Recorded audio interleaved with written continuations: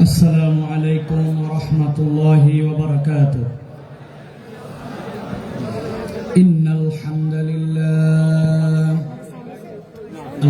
لله نحمده ونستعينه ونستغفره ونؤمن به ونتوكل عليه ونعوذ بالله من شرور أنفسنا ومن سيئات أعمالنا. من يهد الله فلا مضل له ومن يضلل فلا هادي له وأشهد أن لا إله إلا الله وحده لا شريك له وأشهد أن سيدنا وحبيبنا وطبيب قلوبنا محمد الذي أرسله بالحق بشيرا ونذيرا وداعيا إلى الله بإذنه وسراجا منيرا. فقد قال الله سبحانه وتعالى في كلامه المجيد وفي فرقان الحميد. أعوذ بالله من الشيطان الرجيم. بسم الله الرحمن الرحيم.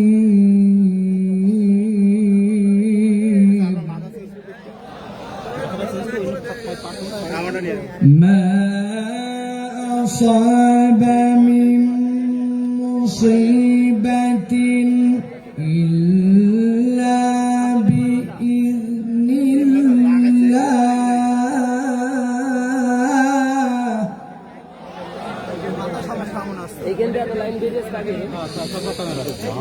ومن يؤمن بالله يهدي قلبه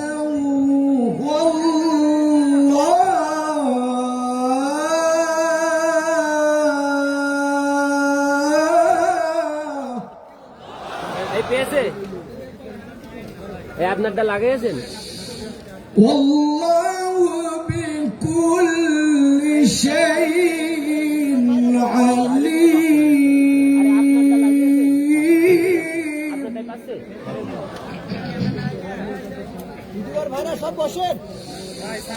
وأطيعوا الله وأطيعوا الرسول فإن توليتم فإنما على رسول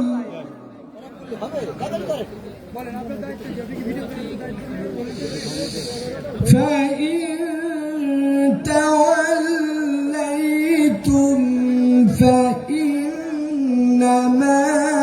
على رسولنا البلاغ المبين.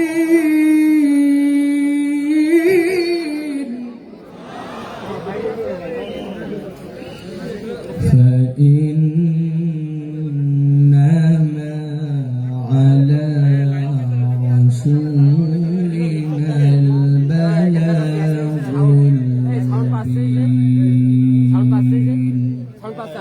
قال الله سبحانه وتعالى آمرا ومخبرا إن الله وملائكته يصلون على النبي يا أيها الذين آمنوا صلوا عليه وسلموا تسليما. اللهم صل على محمد وعلى آل محمد كما صليت على إبراهيم وعلى آل إبراهيم إنك حميد مجيد আলহামদুলিল্লাহ আল্লাহ রাব্বুল আলামিনের কাছে শুকরগুজার হচ্ছি যে আল্লাহ রাব্বুল আলামিন আমাদেরকে আজকের এই আদ্দিন সকিনা মেডিকেল কলেজ প্রাঙ্গণ যশোরে ঐতিহাসিক 3 দিন ব্যাপী তাফসীরুল কোরআন মাহফিলে আমাদেরকে আল্লাহ রাব্বুল আলামিন আশার বসার তৌফিক, যোগ্যতা, সুস্থতা, মন মানসিকতা, পরিবেশ পরিস্থিতি দান করলেন। সে আল্লাহ রাব্বুল আলামিনের কাছে আমরা সর্বাগ্রে কৃতজ্ঞ হচ্ছি। সকলে পড়ছি আলহামদুলিল্লাহ।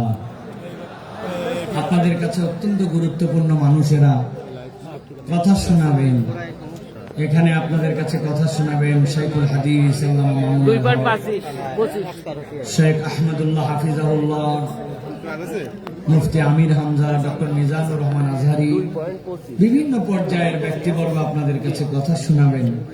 আমি আপনাদের কাছে আমার নির্ধারিত সময়ে কিছু কথা আল্লাহ রাব্বুল আলামিন যেন আমাদেরকে শুনে বলে আল্লাহ রাব্বুল আলামিনের প্রিয় পাত্র এবং আমল করার নিয়তে কিছু কথা যেন আল্লাহ রাব্বুল আলামিন রাখার তৌফিক দান করেন।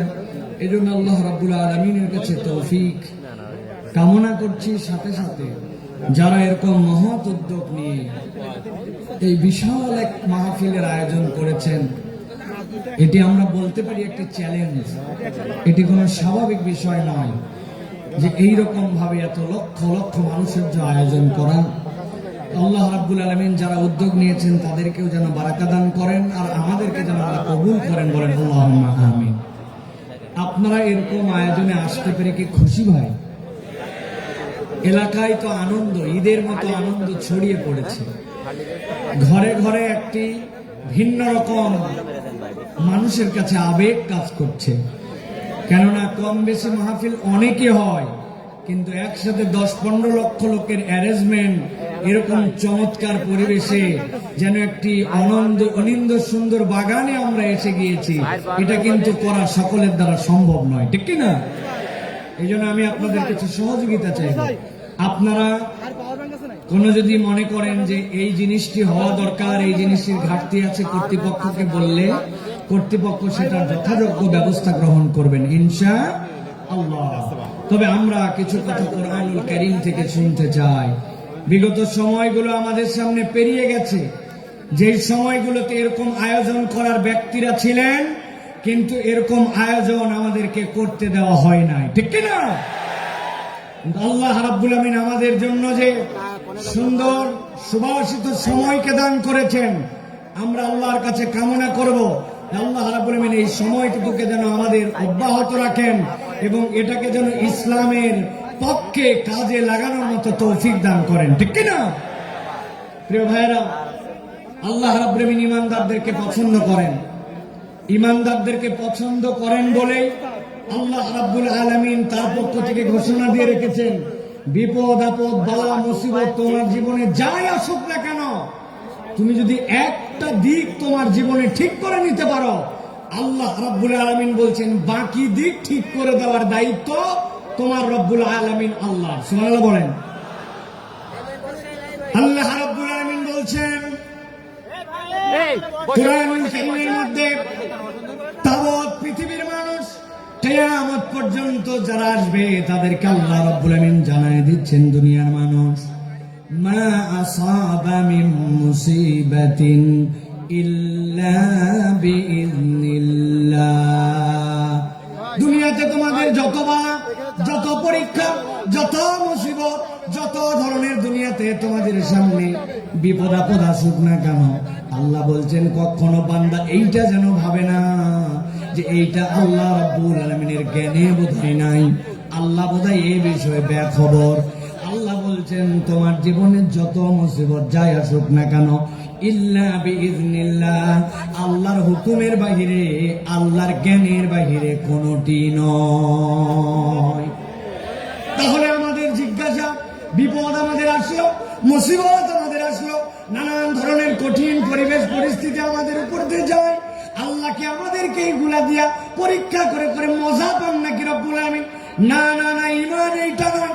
আল্লাহ বলছেন মুসিবত তোমাদের যেরকমই হোক না কেন, আমি আল্লাহ তোমাদের জন্য জানাচ্ছি, ওয়া মান ইউমিন বিল্লাহ ইয়াহদি কলবাহু, কেউ যদি একবার তার রব হিসাবে আল্লাহ রাব্বুল আলামিনের প্রতি ঈমান আনতে পারে, আল্লাহর প্রতি বিশ্বাস করতে পারে, আল্লাহকে রব হিসাবে মেনে নিতে পারে, আর অন্তর থেকে এইটার রিফ্লেকশন যদি তার চলে আসে, আল্লাহ বলছেন ইয়াহদি কলবাহু, আল্লাহ ওই বান্দার জন্য হেদায়েতের ব্যবস্থা করে দেন।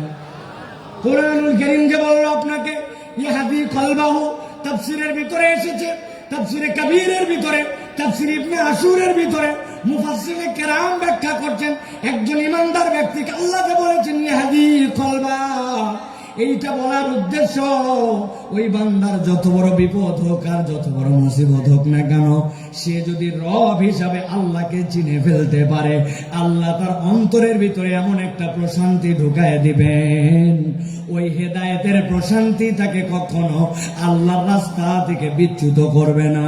পরীক্ষা যতই আসুক, ওই বান্দার অন্তরটা আল্লাহর উপরে স্টেবল থাকবে। সুবহানাল্লাহ। আল্লাহ রাব্বুল আলামিনের এই কথাটা বোঝার জন্য আমি একটা উদাহরণ দিব, ভালো করে সারা জীবন মনে রাখতে হবে। যে কয়টা উদাহরণ দিব নাম্বার দিয়ে গুনে গুনে মনে রাখতে হবে। এইটা হচ্ছে উদাহরণ নম্বর 1। কয় নম্বর? কথা বলেন, ভালো করে খেয়াল করেন। সুন্দরবনের পাশে এক লোকের বাড়ি, একটা মহল্লা আছে সুন্দরবনের পাশে। ওই মহল্লায় সুন্দরবনের পাশে কিছু মানুষ বসবাস করে। এক ব্যক্তির একটা পুকুর আছে, পুকুরটা ধরেন 2 বিঘার। এই বছর বন্যা উঠেছে, বন্যার কারণে পুকুরের ভিতরে পানি ঢুকছিল। সাধারণত পুকুরের মধ্যে যখন পানি ঢুকে বন্যায় কিছু মাছ ঢোকে, ঠিক কিনা? বেরো হয়, কিন্তু কিছু মাছও আছে। ওই লোক চিন্তা করছে, এই বছর আমি পুকুরটাকে একবারে ছেঁচে পরিষ্কার করে সব মাছ ধরে ফেলবো। পুকুরটা ছেঁচবে, কিন্তু পুকুরের মধ্যে কচুরি পানা, দল পানা, যশোরের লোক কি বলেন ভাই? পানা বলেন, পানা, কচুরি পানা অনেক। ওই কচুরি পানার কারণে স্বাভাবিক মাছ ধরা যায় না। সরায় সরায় মাছগুলা ধরছে, ধরার পরে পুকুরের কোনো পানি নাই, কিন্তু ওই যে পলি পড়েছে পুকুরের মধ্যে, আর পুকুরের কাদা, ওইগুলা যে পুকুরে 1-2 হাত পর্যন্ত কাদায় ক্যাতকেতা, আর পুকুরের মধ্যে কচুরি পানা। ওই এলাকার একটা লোকের একটা গরু আছে, গরুটা ছেড়ে দেওয়া, সারাদিন খায় দায়, সন্ধ্যাবেলা বাড়িতে ফেরত আছে। ওই গরু কচুরি পানা কিন্তু গরুর পছন্দ। গরু চিন্তা করছে, এত সুন্দর কচুরি পানা এখন যেরকম মাটির সাথে লেগে গেছে, এখন তো খাওয়া যায়। পুকুরের পাড়ে যে কচুরি পানা খেতে শুরু করেছে, 1-2টা করে খায়, আর কচুরি পানা খায়, মজা পায়। মজা পেতে পেতে গরুটা আস্তে করে পুকুরের মাছ বরাবর চলে গেছে। যাওয়ার পরে কাদার খেয়াল করে নাই, সামনের 2 পা ভস করে ঢুকে গেছে ভিতরে। যেই না পা ঢুকছে, এখন পিছনের পা উঠানোর জন্য তুলতে যায়। পিছনের পা উঠানোর জন্য যত তুলতে চায়, সামনের পা তত বসে যায়। আবার সামনেরটা তুলতে যায়, পিছনেরটা বসে যায়।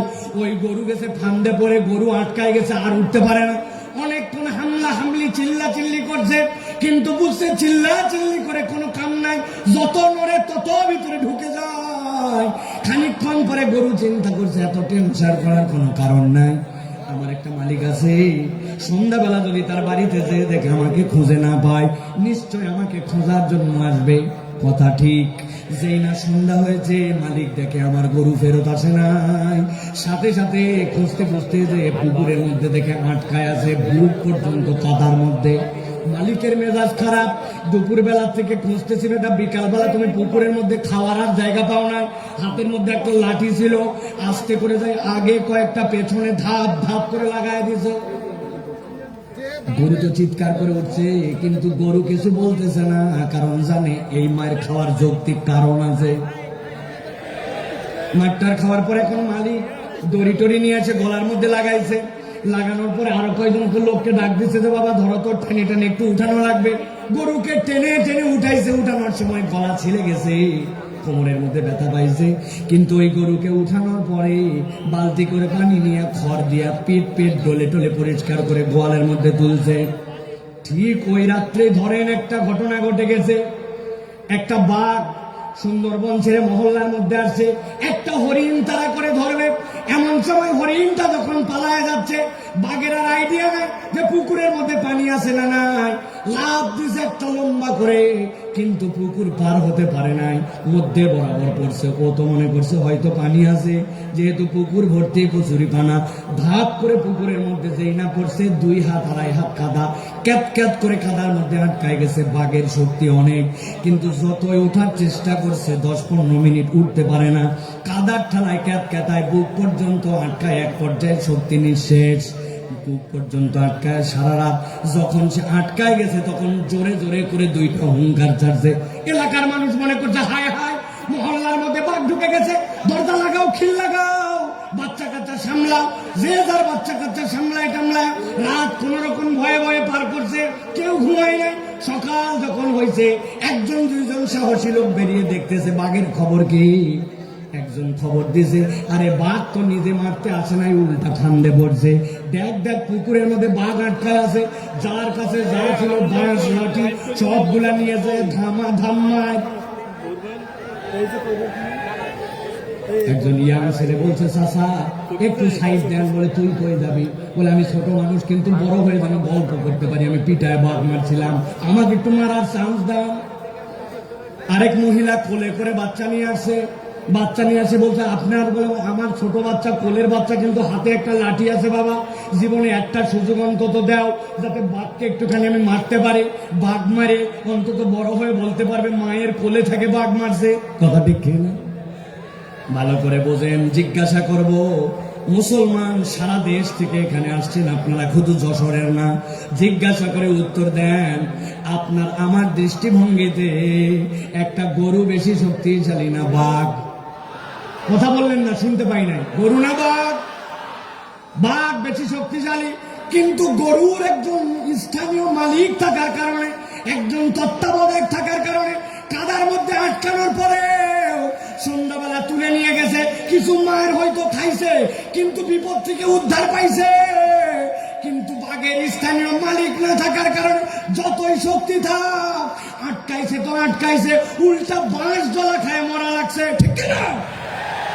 আমার আল্লাহ রাব্বুল আলামিন বলছেন, মা আসাবা মিন মুসিবাতিন ইল্লা বিইذنিল্লাহ ওয়া মান ইউমিন বিল্লাহ ইয়াহদি কলবাহু ওয়াল্লাহু বিকুল্লি শাইইন আলীম।